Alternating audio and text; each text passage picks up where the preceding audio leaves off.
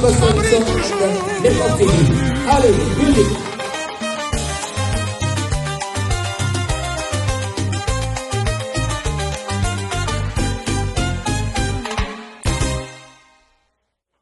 Bonjour. Dans une présentation de Raphaël Ngoma, moi-même, cette émission donc au cœur de la vérité. Au cœur de la vérité, vraiment, on va essayer de parler de ce qui se passe dans le monde. On parlera ici aujourd'hui du pardon. Bonjour ou bonsoir à tous, ça dépend de l'heure à laquelle vous allez nous recevoir. Bienvenue sur le plateau de Rango TV. Heureux de vous retrouver pour ce nouveau numéro où nous allons donc plonger au cœur de deux thématiques qui bousculent en tout cas nos certitudes et animent souvent nos débats de société et la foi et de foi. Voilà, aujourd'hui nous parlons donc d'une force invisible mais en tout cas dévastatrice ou libératrice, c'est le pardon. Le pardon, on dit souvent que le pardon est une puissance qui libère celui qui l'accorde, qui libère celui qui l'accorde.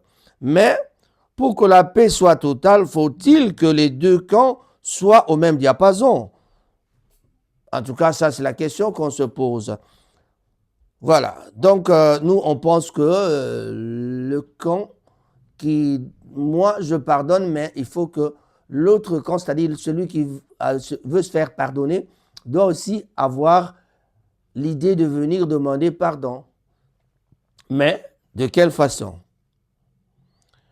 Alors, peut-on réellement pardonner si l'offenseur ne reconnaît pas ses torts? Nous confronterons nos réalités humaines aux expériences, bien sûr, aux exigences bibliques pour comprendre la véritable essence du pardon. Et on revient tout de suite après ceci. Parmi les bons, il y a le meilleur. Général Investment Service. Une société d'un Congolais aux capitaux 100% congolais. L'une des rares qui vous offre une gamme variée de services dans différents domaines. Nettoyage des façades des immeubles et de tout autre espace de vie. Dératisation, désinfection, désinsectisation, production de papier hygiénique, production de glaçons, spécialiste en logistique, spécialiste de l'immobilier, boulangerie, traitement des plaintes. Il met à votre disposition des camions-bennes pour l'évacuation des déchets et immondices. Le tout à des prix défiant toute concurrence. Contactez-nous au 085 090 19 99 ou au 082 79 92 076. Rendez-vous au boulevard du 30 juin, immeuble Virunga, appartement 6, premier niveau, Kinshasa, Gombe. GIS, le meilleur. Voilà, je vous ai dit que nous allons parler du pardon, alors on continue un peu avec notre raisonnement. Puis dans la seconde partie de notre émission, nous lèverons donc le voile sur un sujet qui fait donc couler beaucoup d'encre et parfois beaucoup de salive. L'alcool et à la fois, l'alcool et la foi, c'est-à-dire la boisson alcoolique et la foi. Entre interdiction radicale chez certains et consommation modérée chez d'autres, que dit réellement la Bible aussi? Ça, il faut le savoir, il faut chercher à savoir. Si l'Église catholique et bien d'autres ne l'interdisent pas, comment l'interpréter? Le premier miracle de Jésus, comment interpréter le premier miracle de Jésus en changeant l'eau en vin? Chers amis, quand on parle de vin, on sait qu'il y a déjà l'alcool. Donc il y a eu fermentation. Mais cette fois-là, peut-être que pour Jésus, c'était une fermentation miraculeuse. On ne va pas réveiller Jésus pour venir nous dire qu'il n'y avait pas d'alcool dans ce vin. S'il vous plaît, monsieur le pasteur. Alors, que se passe-t-il alors? On voudrait bien parler de l'alcool et la foi. Entre interdiction radicale, j'ai dit, chez certains consommateurs modérés, chez d'autres que dit réellement la Bible? On commence à comprendre.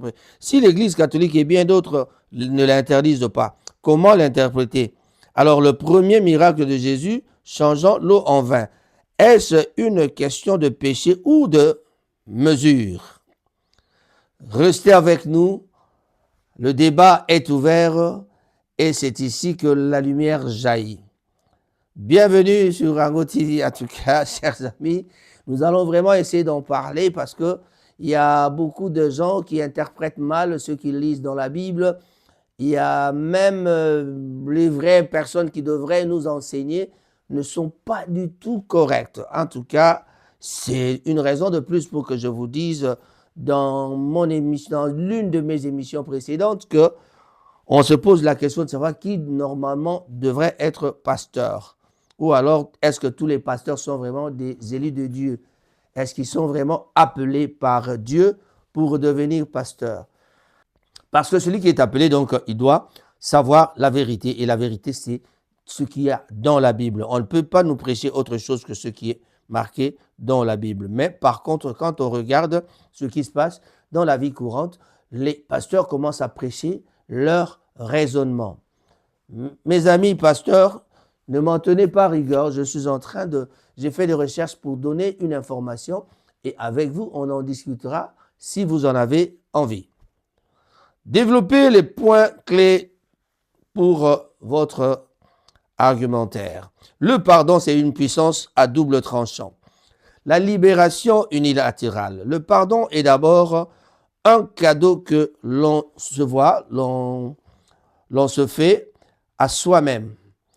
Attendre que l'autre demande pardon pour se libérer, c'est lui laisser les clés de notre propre prison intérieure. Le diapason, c'est-à-dire la réconciliation. Il faut donc distinguer le pardon, acte intérieur, de la réconciliation, acte bilatéral.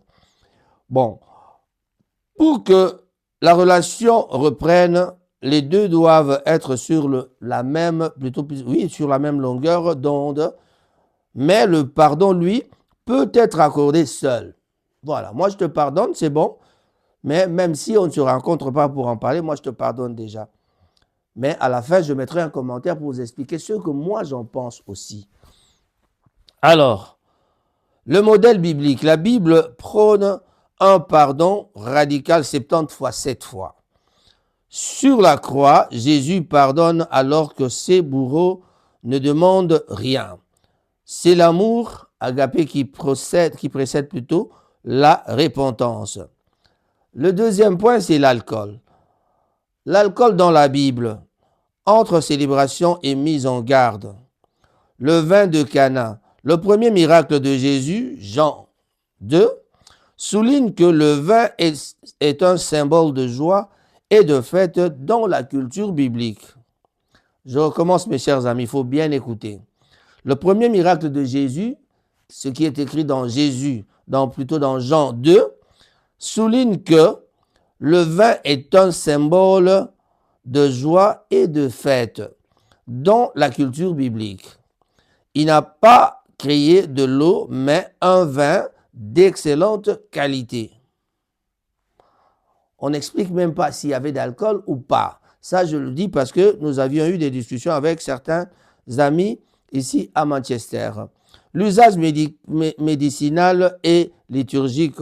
Saint Paul conseillait un peu de vin à Timothée pour son estomac.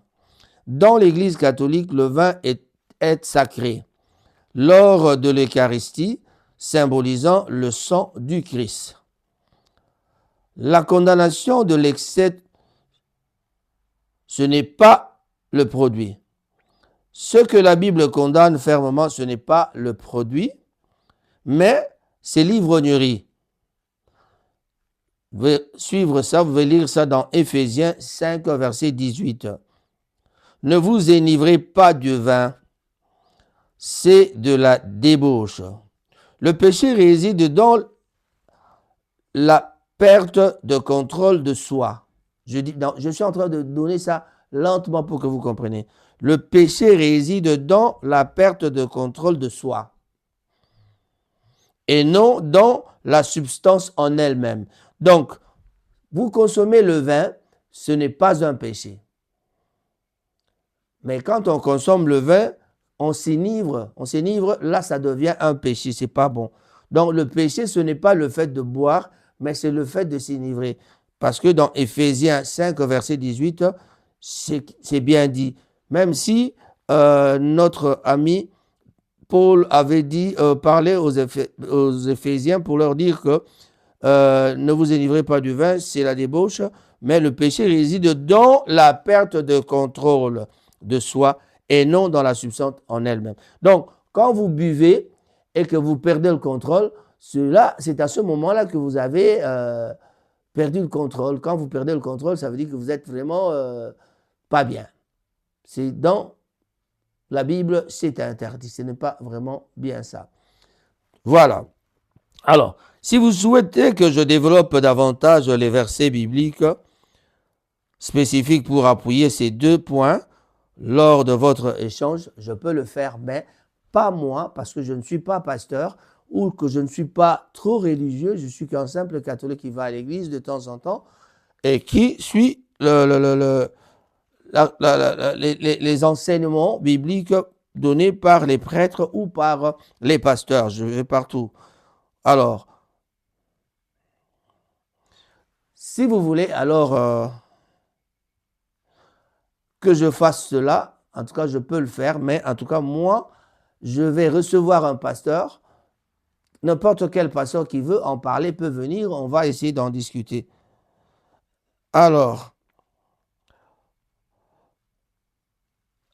moi, ici, je suis venu vous parler de ce dont j'ai fait des recherches pour pouvoir vous en parler. Je vais essayer de me répéter un peu pour bien faire comprendre les gens. La libération ultime, on parle du pardon. La libération unilatérale. Le pardon est d'abord un cadeau que l'on se fait à soi-même. Attendre que l'autre demande pardon pour se libérer, c'est lui laisser les clés de notre propre prison intérieure. C'est-à-dire, on peut pardonner quelqu'un, mais moi, ma façon de penser est que je vous pardonne, mais si vous m'avez insulté devant les gens, il faut rappeler ces gens-là, aller devant ces gens-là, chercher un moyen pour aller voir ces gens-là pour dire que je vous avais insulté. Ce que j'avais dit pour le monsieur tel, ce n'est pas vrai. En tout cas, il faut que j'aille demander pardon. Il faut déjà avoir l'intention de venir demander pardon. On vous a déjà pardonné, mais vous avez menti. Vous dites des histoires mensongères. Vous avez menti à certaines personnes que tel a eu un problème alors que cela n'est pas vrai. Tel est un voleur alors que cela n'est pas vrai. Et puis le deuxième point, celui qui a pris un papier. Vous connaissez bien les réseaux sociaux. Quelqu'un qui vous insulte dans les réseaux sociaux, sa punition, c'est d'aller repartir dans les réseaux sociaux pour aller demander pardon. S'il ne va pas dans les réseaux sociaux, c'est lui qui se fera coincer parce que sa vie ne sera jamais tranquille parce qu'il n'a jamais demandé le vrai pardon. Il ne faut pas venir demander pardon en cachette alors que les écrits restent dans les réseaux sociaux comme quoi telle personne, ce sont des voleurs, telle personne, ce sont des tueurs. Donc, quand vous montez à la télé, repartez à la télé. C'est comme nous, quand on fait une erreur, quand on fait une émission, qu'est-ce qu'on fait? On revient devant les gens pour dire « Excusez-nous de l'absus ou bien excusez-nous de ce qu'on avait dit la fois passée. L'information était fausse. Veuillez nous excuser. » Donc, la rédaction doit faire en sorte qu'on aille, qu'on revienne s'excuser. Et puis voilà, c'est comme ça que ça se passe. Donc, c'est vraiment ça ma façon de penser pour le pardon. Donc, quiconque avait un problème avec moi, aujourd'hui, je viens ici vous dire que je vous pardonne. Même si on doit garder la distance entre nous, mais il n'y aura jamais de problème entre nous. Mais qui a insulté à la télé doit rentrer à la télé pour demander aussi, dire aux gens que ce que j'avais dit était faux. Ou alors, c'était qu'une incompréhension. Dites-le par le même moyen que vous avez insulté ou par le même moyen que vous avez parlé du nom de ce monsieur-là. Donc, c'est comme ça que ça se passe. Si vous ne le faites pas, c'est votre problème. Vous serez coincé vous-même toute votre vie. Vous aurez des problèmes malgré que, monsieur, moi par exemple, je vous aurais déjà pardonné, mais vraiment, votre vie sera toujours coincée par rapport à ça parce que vous n'avez pas vraiment demandé le vrai pardon. Voilà. Si vous voulez comprendre, le vrai pardon, c'est celui qui aussi se sent vexé par ce qu'il avait dit. Si vous ne vous sentez pas vexé, vous pensez que c'était bon de mentir devant la télé ou devant une vidéo, ou alors écrire dans un journal quelque part, dans les réseaux sociaux, que tel monsieur est un faux, alors que c'est toi qui es faux parce que tu n'as pas voulu te libérer vraiment de tes sentiments internes. Tes sentiments internes t'ont fait sortir des histoires qui ne sont pas justes, qui ne sont pas vraies. Arrêtez de mentir, demandez pardon de la même façon que vous avez insulté la personne. Voilà. Là, c'est vraiment... je dois encore repartir pour expliquer un peu le diapason, parce que le texte, quand même, c'est moi qui l'avais écrit. Le diapason, c'est quoi? La réconciliation. Il faut distinguer le pardon. Le pardon, c'est un acte intérieur. C'est-à-dire, moi, je pardonne, mais c'est intérieur. C'est par rapport à ce que je pense intérieurement. Et puis, le pardon de la réconciliation. Alors, pour que la relation reprenne, les deux doivent être sur la même longueur d'onde, mais le pardon, lui, peut être accordé seul. Moi, je vous pardonne. Je vous le dis aujourd'hui devant la télé.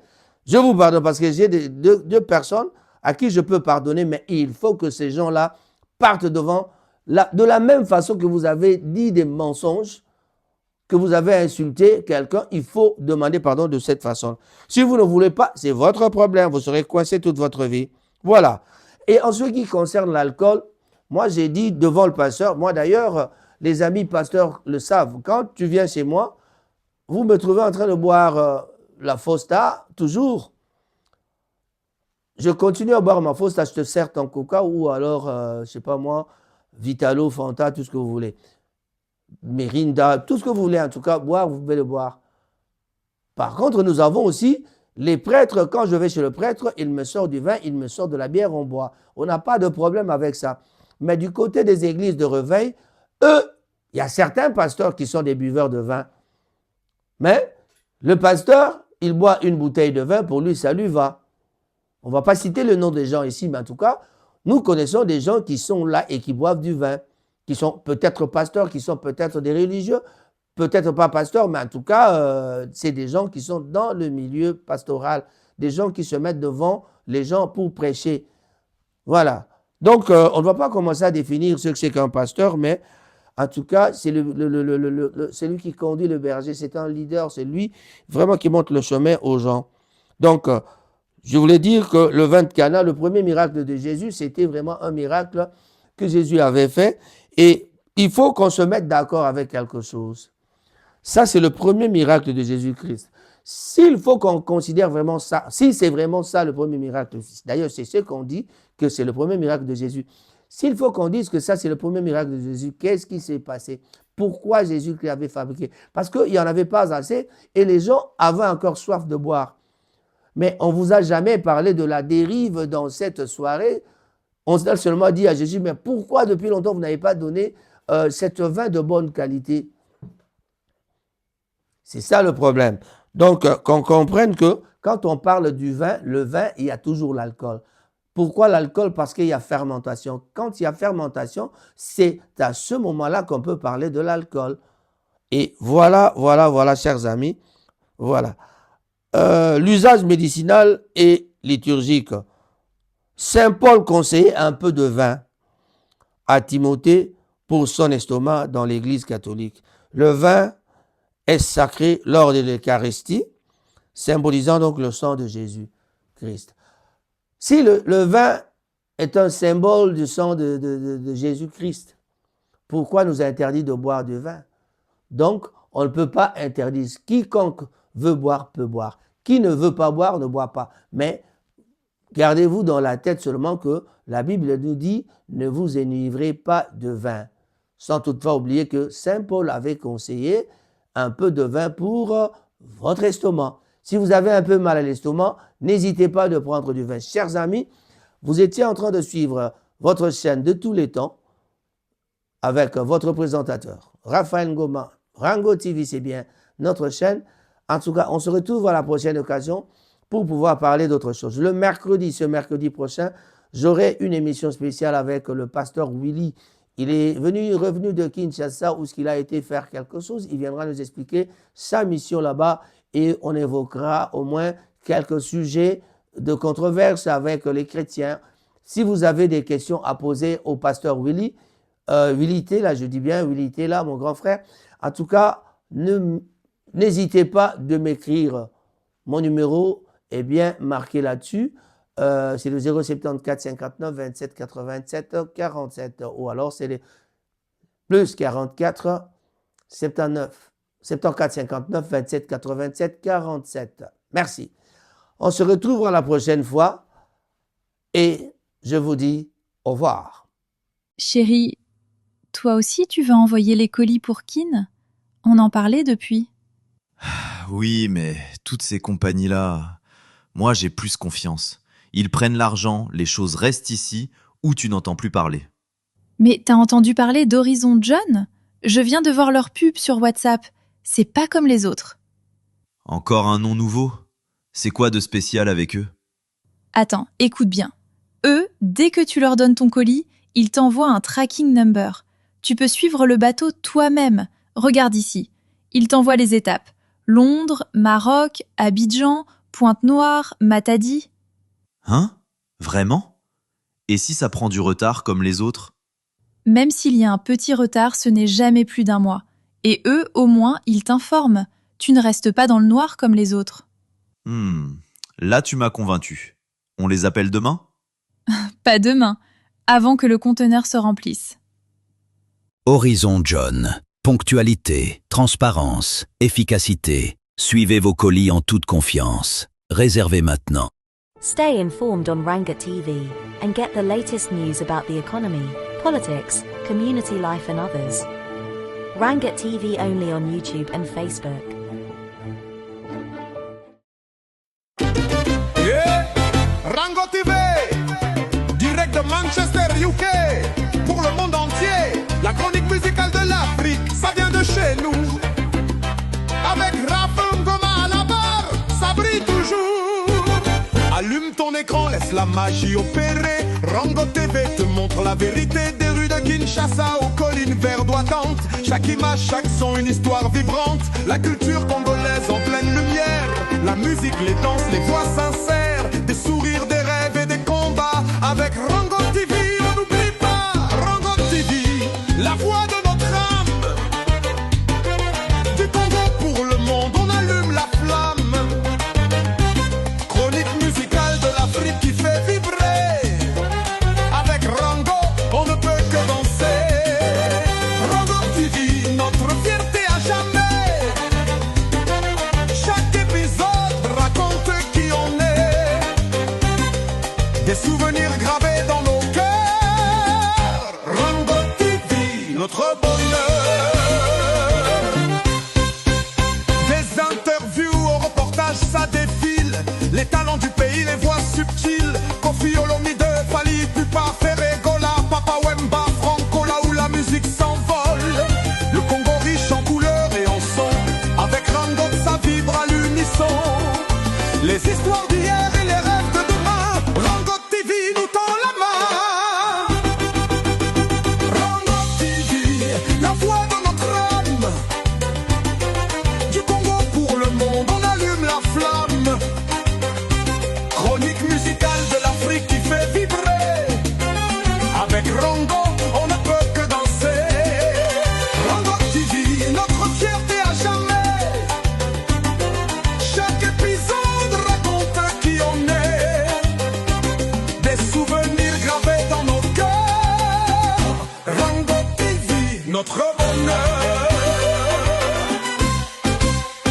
Et quand la nuit tombe sur qui la belle, on sait que Rango veille à la chandelle.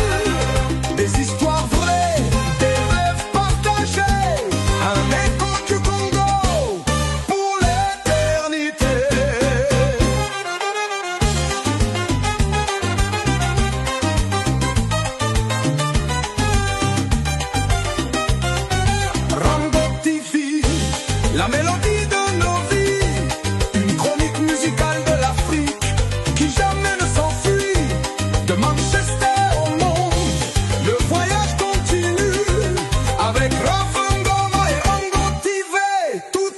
bienvenue.